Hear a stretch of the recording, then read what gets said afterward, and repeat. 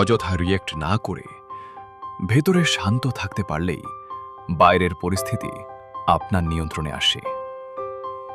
আজকের সেরকমই একটা গল্প বলবো। একটা গ্রামের এক যুবক, শরীর শক্ত কিন্তু মন ক্লান্ত। কেউ কটু কথা বললে সে তা ধরে রাখত।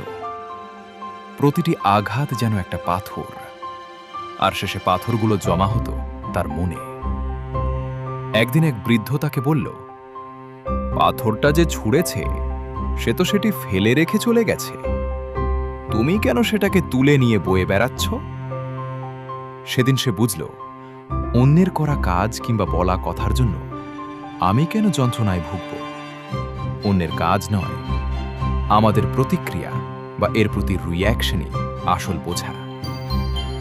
আজ রাতে 1 মিনিট চুপচাপ বসুন।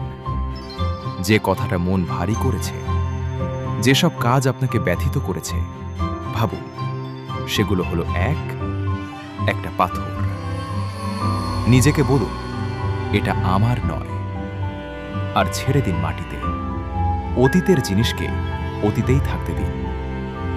মনে রাখবেন, আপনি কি বহন করবেন সেই সিদ্ধান্তটাই আপনার শক্তি।